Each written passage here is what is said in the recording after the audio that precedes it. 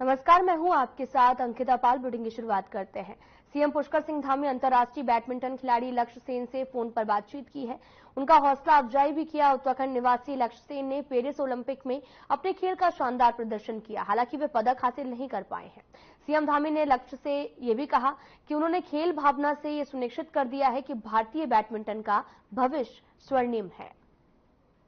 लक्ष्य कैसे हो? बस मैं अच्छा हूँ यार। आ गए वापस क्या? अच्छा, तो कहाँ हो अभी? अच्छा, बेंगलोर में। बहुत अच्छा खेले यार, कोई बात नहीं है, निराश नहीं होने की जरूरत है। हाँ, अभी बहुत आगे, अभी आगे जाना है। दूर जाना है ना,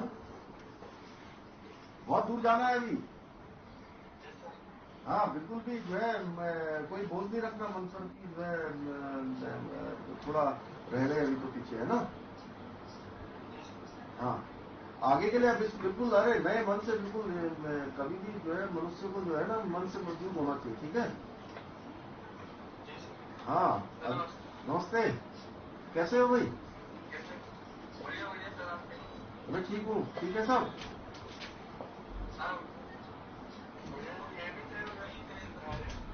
अच्छा अच्छा अच्छा, बहुत बढ़िया। तो कब देहरादून कब आओगे? कभी देहरादून आओगे क्या बीच में?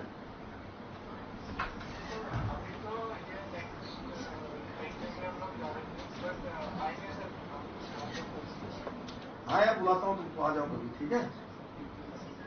और पापा कहाँ है?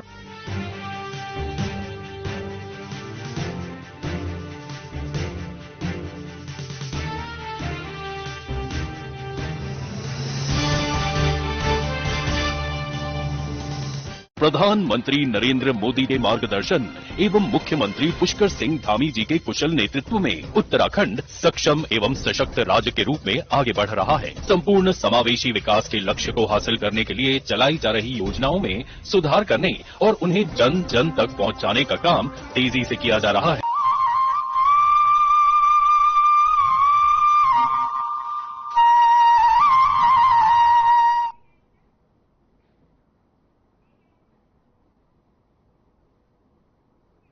नमस्कार, मैं हूं आपके साथ अंकिता पाल। बुलेटिन की शुरुआत करते हैं। सीएम पुष्कर सिंह धामी अंतर्राष्ट्रीय बैडमिंटन खिलाड़ी लक्ष्य सेन से फोन पर बातचीत की है। उनका हौसला अफजाई भी किया। उत्तराखंड निवासी लक्ष्य सेन ने पेरिस ओलंपिक में अपने खेल का शानदार प्रदर्शन किया। हालांकि वे पदक हासिल नहीं कर पाए हैं। सीएम धामी ने लक्ष्य से ये भी कहा कि उन्होंने खेल भावना से ये सुनिश्चित कर दिया है कि भारतीय बैडमिंटन का भविष्य स्वर्णिम है।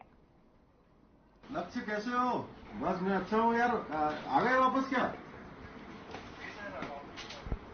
अच्छा, तो कहाँ हो अभी? अच्छा, बेंगलोर में। बहुत अच्छा खेले यार, कोई बात नहीं है, निराश नहीं होने की जरूरत है। हाँ, अभी बहुत आगे, अभी आगे जाना है। दूर जाना है ना, बहुत दूर जाना है अभी। हाँ बिल्कुल भी जो है कोई बोझ नहीं रखना मन पर कि जो है थोड़ा रह गए अभी तो पीछे, है ना। हाँ, आगे के लिए बिल्कुल, अरे नए मन से बिल्कुल कभी भी जो है मनुष्य को जो है ना मन से मजबूत होना चाहिए, ठीक है। हाँ, नमस्ते। कैसे हो भाई? मैं ठीक हूँ, ठीक है सब।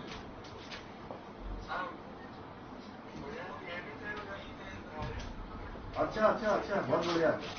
तो कब देहरादून कब आओगे? कभी देहरादून आओगे क्या बीच में?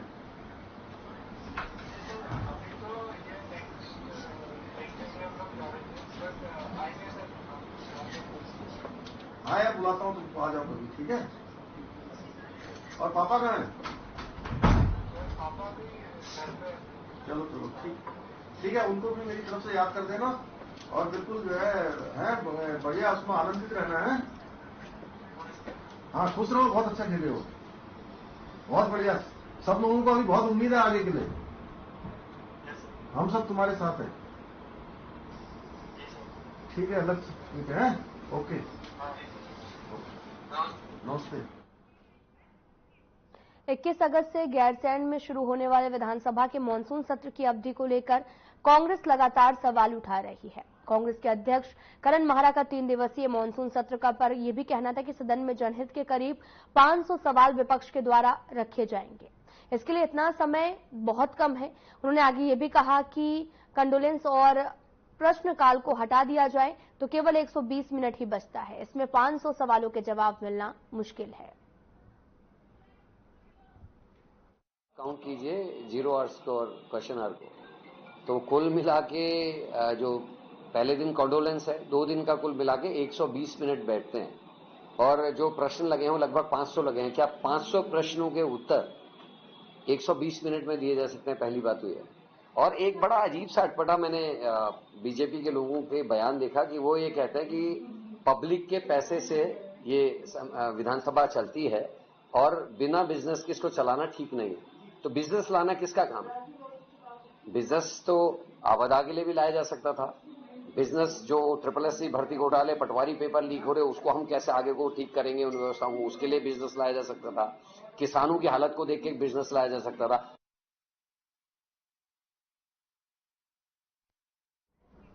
बरसात का मौसम आते ही घरों से सांप आने की घटनाएं बढ़ गई हैं। उत्तराखंड कुमायूं मंडल में अब तक 10 लोगों की मौत हो गई और अब हर अस्पताल में सर्पदंश की दवाइयां भी मिलने लगी, जिसको लेकर कुमायूं कमिश्नर दीपक रावत ने सख्त निर्देश दिए हैं। उत्तराखंड के रामनगर पहुंचकर दीपक रावत ने घरों से पकड़े गए 4 दर्जन जहरीले सांपों को जंगल में आजाद करवाया है।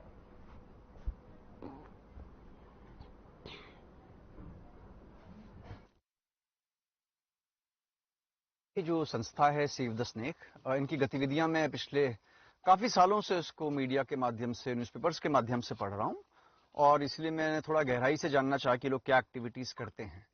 प्राइमरीली जो आबादी क्षेत्रों में, घरों में सांप आ जाते हैं और बरसात में घटनाएं और भी ज्यादा होती हैं। घरों में पैनिक होता है, लोग फोन करते हैं, फॉरेस्ट डिपार्टमेंट को भी फोन करते हैं। तो चंद्रसेन कश्यप जी जो ये संस्था चला रहे हैं, इनको भी बहुत से फोन आते हैं और आज उनके माध्यम से इन्होंने 44-45 से ऊपर स्नेक्स को यहाँ पे टेढ़ा के जंगलों में रेस्क्यू किया है।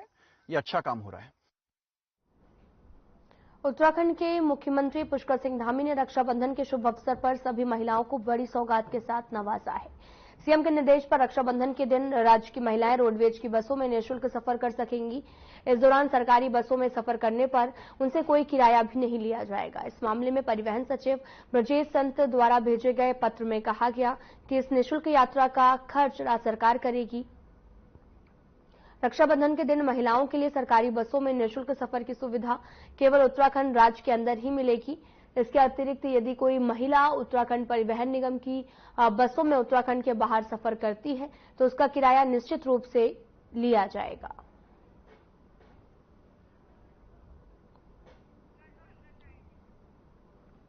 आपको बता दें कि सीएम धामी ने बड़ी सौगात दी है।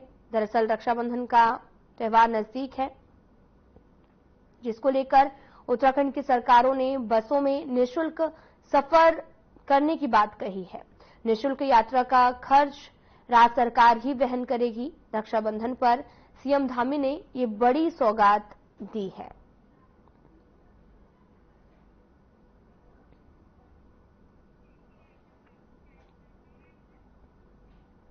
राज्यसभा सांसद और बीजेपी प्रदेश अध्यक्ष महेंद्र भट्ट ने सदन में उत्तराखंड के जंगलों में लगने वाली आग का मुद्दा उठाया है।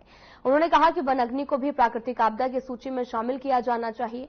उन्होंने कहा कि कुछ सालों में उत्तराखंड में जंगलों की आग की घटनाओं में इजाफा हुआ है। उन्होंने कहा कि चीड़ का पिरूल भी इसी वजह से है और राज्य सरकार ने 50 रुपए किलो पिरूल खरीद पर संभावित आग की घटनाओं को कम करने का प्रयास किया। उन्होंने कहा कि केंद्र सरकार से भी पिरूल खरीद के मामले में बजट का प्रावधान किया जाना चाहिए।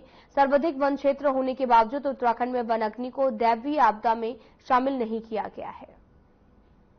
माननीय Shri Mahendra Bhatt demand to include माननीय सभापति जी, इन हिमालयन स्टेट्स। मैं जिस क्षेत्र से आता हूं उत्तराखंड, उसमें अनेकों आपदाएं आती हैं, लेकिन पिछले दिनों अग्नि की आपदाएं बड़ी संख्या में आई है और मैं कह सकता हूं कि उत्तराखंड में जब विषय की चर्चा आती है तो उसको मानव जनित अग्नि दिखाया जाता है, जबकि सत्य यह है कि जहां का जो राज्य वृक्षारोपण में प्रथम स्थान रखता हो, जिसका बहुत बड़ा भूभाग वृक्षों से लदा हो, ऐसे स्थान पर मानव रचित घटनाएं संभव ही नहीं है। और मैं कह सकता हूं कि घटनाओं का जो मूल कारण है, पहाड़ में पहाड़ी क्षेत्र होता है, अनेकों जंगली जानवर होते हैं। ग्रीष्म काल के अंदर जब वो चलते हैं तो पत्थर के टकराने से अनेकों अग्नि की घटनाएं होती हैं। सरकारी स्कूलों के छात्र छात्राएं अब Doon library and research centre की सुविधाओं का निःशुल्क लाभ उठा सकते हैं। मुख्य सचिव राधा रतूड़ी ने Doon library and research centre में सभी सरकारी विद्यालयों के विद्यार्थियों के लिए निःशुल्क सदस्यता की व्यवस्था के निर्देश दिए हैं और इसके साथ ही उन्होंने सरकार की ओर से युवाओं के लिए चलाई जा रही कल्याणकारी योजनाओं, स्वरोजगार योजनाओं, स्टार्टअप पॉलिसी की जानकारी का प्रचार प्रसार करने की व्यवस्था की है और सुनिश्चित करने के निर्देश भी दिए हैं।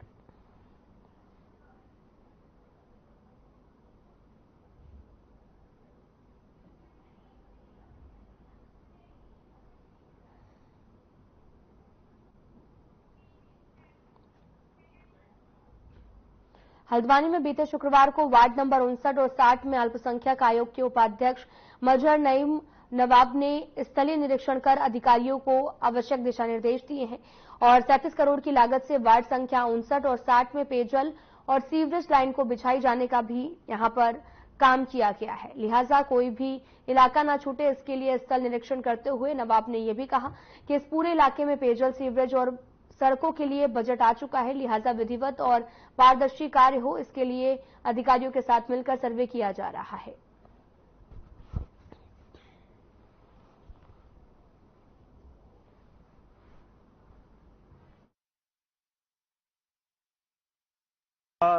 नगर निगम का सबसे बड़ा वार्ड है, वार्ड 59 और 60। 59 का 100% एरिया और 60 का लगभग 10 से 20% एरिया है, जो सीवर लाइनों से आज पूरी तरीके से काम शुरू होने वाला है। इसके लिए हमारी सरकार ने 37 करोड़ से ऊपर धनराशि आवंटित हुई है, जिस हिसाब से एस्टीमेट बना था।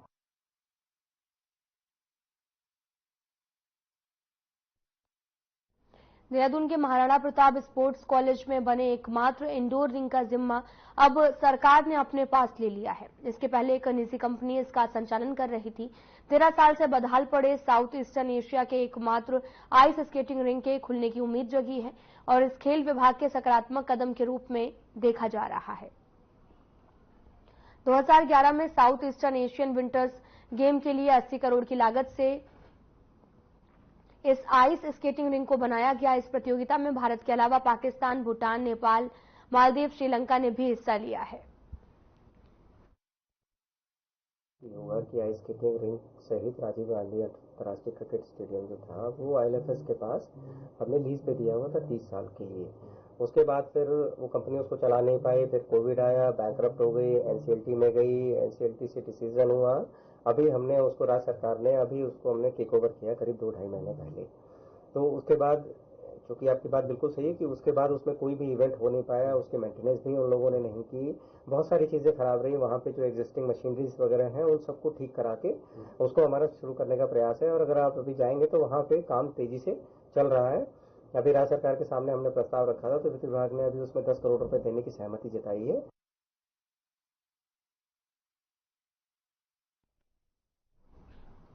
केदारनाथ यात्रा को लेकर काफी तेजी से काम चल रहा। विगत 31 जुलाई की रात को केदारनाथ पैदल यात्रा मार्ग पर भारी बारिश के कारण लैंडस्लाइड हो गया था। यहां पर लैंडस्लाइड पूरे यात्रा मार्ग पर कई जगह पर हुआ था, जिसमें राष्ट्रीय राजमार्ग का 150 मीटर हिस्सा वॉश आउट हो गया। इसके साथ ही कई जगहों पर बोल्डर गिरने से यात्रा मार्ग बाधित रहा। पीडब्ल्यूडी सचिव पंकज पांडे ने बताया कि पूरे प्रदेश में तमाम जगहों पर भारी बारिश के चलते मार्ग बाधित होने की घटनाएं सामने आई है। कई जगह पर नेशनल हाईवे, स्टेट हाईवे और जिला मार्ग बाधित हुए हैं। सभी को सुचारू करने का प्रयास भी तेजी के साथ किया जा रहा है। मार्ग को सुचारू करने के लिए मुख्यमंत्री पुष्कर सिंह धामी ने भी निर्देश दिए हैं। 1 सप्ताह के अंदर मार्ग को सुचारू कर लिया जाएगा।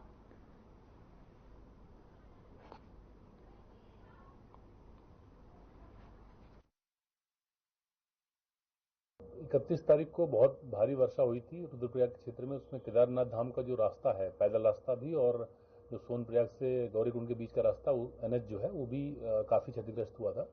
तो माननीय मुख्यमंत्री जी के निर्देश में हम लोग साइट पे भी गए थे, वहाँ पे पूरी टीम के साथ गए थे। उसमें 4 मेजर पोर्शन है जो डैमेज हुआ है और जो वॉश आउट हुआ है एक तरह से, और 150 मीटर का एक मेजर पोर्शन है जो एनएच का पोर्शन है, वो वहाँ से पूरी सड़क वॉश आउट हो गई है। और उसके बाद सोनप्रयाग से आगे जाके गौरीकुंड से पहले 2 और पोर्शन में वॉश आउट हुआ है।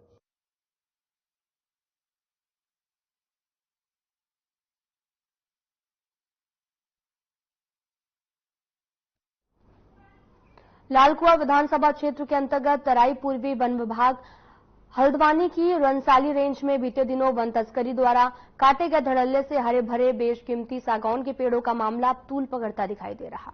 पूरे मामले पर अब सियासी पारा चढ़ चुका है और यहां पर कांग्रेस कार्यकर्ताओं ने वन विभाग पर भी मिलीभगत का आरोप लगाते हुए पूरे मामले की उच्च स्तरीय जांच की मांग की है। साथ ही चेतावनी भी दी कि अगर 1 सप्ताह के भीतर पूरे मामले की जांच और घटना में शामिल तस्करों पर कार्रवाई नहीं की गई तो कांग्रेस कार्यकर्ता उग्र आंदोलन को बाध्य होंगे, जिसकी समस्त जिम्मेदारी शासन प्रशासन की होगी।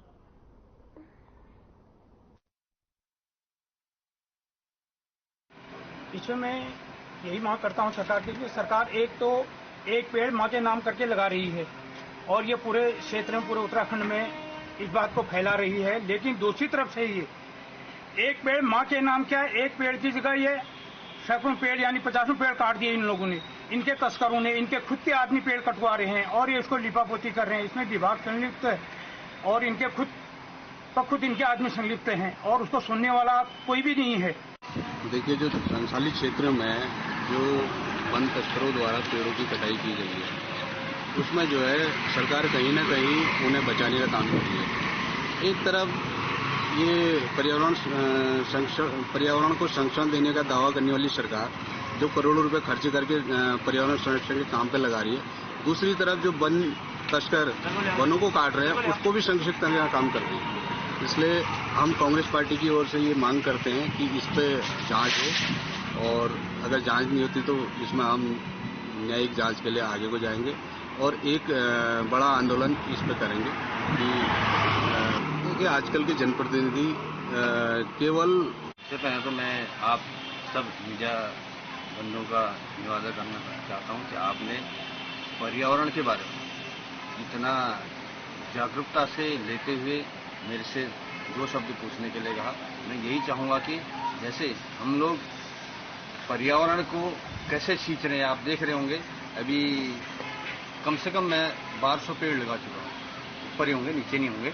मेरा एक कॉन्सेप्ट है कि किसी का भी जन्मदिन है उनके जन्मदिन को मैं पेड़ लगाकर मनाता हूँ और मैं आशा करता हूँ आप लोगों से भी, आप लोगों के चैनल के माध्यम से भी कि अपने जन्मदिन पर एक पेड़ अवश्य लगाएं और अपने को भी स्वस्थ रखें, अपने को भी स्वस्थ रखें। और रही बात दूसरी, एक और हम पेड़ लगा रहे हैं। आप ये देखिए रनसाली में इतने सारे पेड़ों का अवैध कटान किया गया, उसके बारे में कोई जांच नहीं हो रही है। सरकार से गुजारिश करूंगा कि शीघ्र इस प्रकरण की न्यायिक जांच किसी उच्च अधिकारी से करवाएं और जो भी दोषी व्यक्ति हो उनको सख्त से सख्त सजा दें। एक तरफ सरकार जो है पर्यावरण को बचाने के लिए एक पेड़ मां के नाम पे लगाने के लिए घर घर योजना चला रही है, लोग पेड़ लगा रहे हैं। दूसरी तरफ आप जो है इतने बड़े स्तर पे जो है पर्यावरण को नुकसान पहुंचा रहे हैं।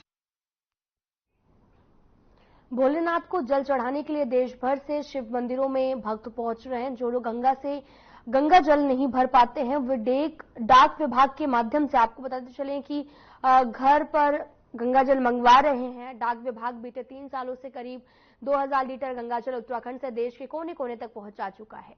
धार्मिक अनुष्ठानों में गंगा जल का बहुत ज्यादा महत्व होता है और ऐसे में डाक विभाग की योजना गंगा जल आपके द्वार के तहत लोग उत्तराखंड में गंगा जल मंगवा रहे हैं। वहीं उत्तराखंड परिमंडल की chief post master general Shashi Shalini Kujur ने बताया कि डाक विभाग की ओर से उत्तरकाशी जनपद में प्लांट भी लगाया गया और प्लांट से डिब्बाबंद गंगा जल देश के साथ साथ विदेशों में भी पहुंचाया जा रहा। कीमतों की अगर बात की जाए तो 250 ml की बोतल की कीमत 30 रुपए है और लोग विभाग की आधिकारिक वेबसाइट के जरिए गंगा जल को बुक कर रहे हैं।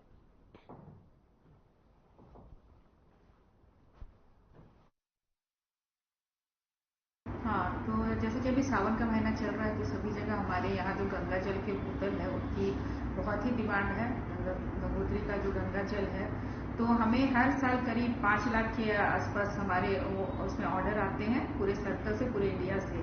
तो लास्ट ईयर हमने करीब 5 लाख पूरा ही बॉटल जो है हमने सप्लाई किया था और इस साल भी हमें 5 लाख के करीब ऑर्डर्स आए हैं जिसमें कि अभी तक हमने 1,66,000 बोतल्स जो है वो सारे सर्कल्स को हमने सप्लाई कर दिए। तो अभी और भी बाकी जो बचे वो धीरे धीरे फेज वाइज में हम लोग सबको जैसे जैसे डिमांड आ रही है हम लोग उसको सप्लाई कर रहे हैं। उधम सिंह नगर जिला मुख्यालय रुद्रपुर के कथाकथित आपको बताते चले कि पत्रकार के पैसे लेने की वीडियो सोशल मीडिया पर जमकर वायरल हो रही। वीडियो के अनुसार बताया जा रहा है कि किसी मामले को लेकर पत्रकार के द्वारा पुलिस के नाम पर पैसे की डिमांड की गई, जिसमें पीड़ित व्यक्ति ने पत्रकार के कार्यालय पहुंचकर 19,000 रुपए मांगे। वहीं पत्रकार के द्वारा 20,000 की डिमांड की जा रही थी। तत्काल कार्रवाई की बात भी कही गई। वीडियो में बताया गया कि पत्रकार के द्वारा अब पैसे 20,000 देकर 1 लाख रुपए काम कराया जाएगा और दूसरा पक्ष अगर 1 लाख लेकर भी पुलिस के पास जाएगा तो कार्रवाई नहीं होगी। वह इस पूरे मामले पर संज्ञान लेते हुए एसएसपी मंजूनाथ टीसी ने तत्काल जांच के आदेश भी दिए हैं और 24 घंटे में जांच रिपोर्ट मांगी। साथ ही उन्होंने कहा कि पुलिस के नाम पर पैसे लेने का मामला गंभीर है। पूरे मामले की जो जांच है वो लगातार की जा रही है।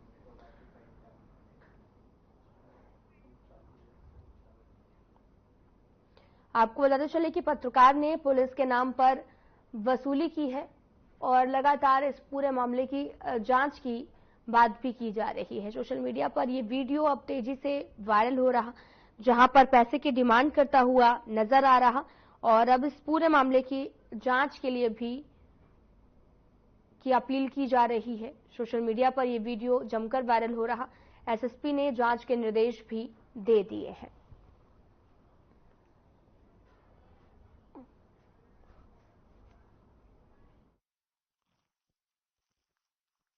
अभी मुझे मीडिया के माध्यम से एक संज्ञान में आया है, एक वीडियो वायरल हो रहा है जहां पे एक व्यक्ति द्वारा एक छोटा सा ऑफिस जैसा सेटअप में बैठे हुए वो जो है पुलिस के उच्चाधिकारीगण के नाम पे पैसे ले रहा है।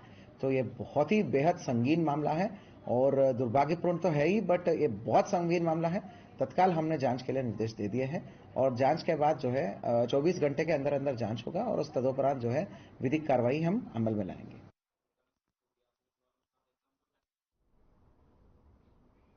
रुद्रप्रयाग में तैनात परिवहन विभाग के निलंबित हुए कर्मियों की बहाली किए जाने को लेकर परिवहन विभाग के मिनिस्ट्रियल कर्मचारी और प्रवर्तन कर्मचारी संगठन के कर्मचारी एक सूत्री मांग को लेकर धरना प्रदर्शन पर बैठे हुए हैं और वहीं अब पूरी मांगे न होने पर हड़ताल पर बैठे कर्मचारियों द्वारा हड़ताल समाप्त कर कार्यालय के सभी कार्यों को प्रारंभ कर दिया गया। वहीं प्रधान सहायक रमेश चंद्र तिवारी ने बताया कि अब परिवहन सचिव द्वारा हमारी मांग को पूरा करते हुए लिखित आदेश भी जारी कर निलंबित कर्मियों की बहाली कर दी जाएगी, जिस संबंध में मिनिस्ट्रियल कर्मचारी परिवहन विभाग अध्यक्ष सुषमा चौधरी द्वारा तुरंत हड़ताल समाप्त किए जाने की घोषणा की गई, जिसके बाद कार्यालय के सभी कार्यों के पहले की तरह सुचारू कर दिया गया है।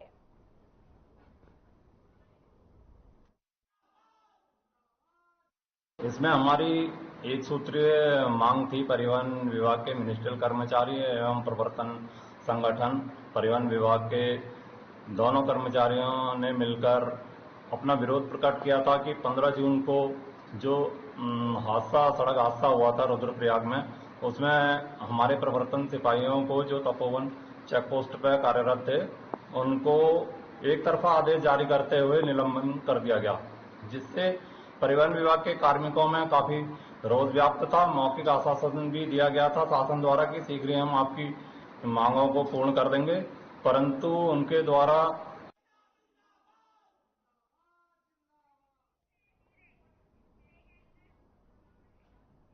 खबर ऋषिकेश से है, जहां पर एम्स रोड पर केमिकल फैक्ट्री के निकट सरकारी भूमि पर भूमाफियाओं ने कब्जा किया है।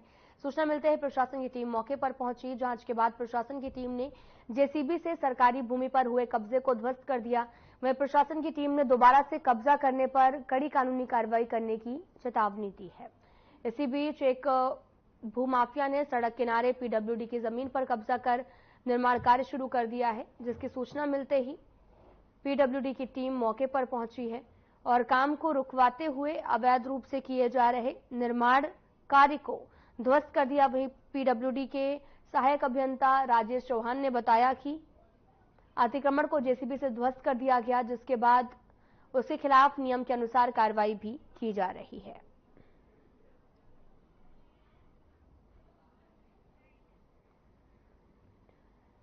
एम्स रोड पर अतिक्रमण किया गया था। मौके पर प्रशासन की टीम मौके पर पहुंची और साथ ही अवैध निर्माण कार्य को ध्वस्त कर दिया गया। आपको तस्वीरें भी दिखा रहे हैं जो कि ऋषिकेश से हैं, जहां पर लगातार अवैध अतिक्रमण बढ़ता जा रहा है, जिसको लेकर कई तरह के एक्शन भी होते रहते हैं। और ताजा मामला ऋषिकेश से है, जहां पर ध्वस्त किया गया है। फिलहाल इस वीडियो में इतना ही। नमस्कार।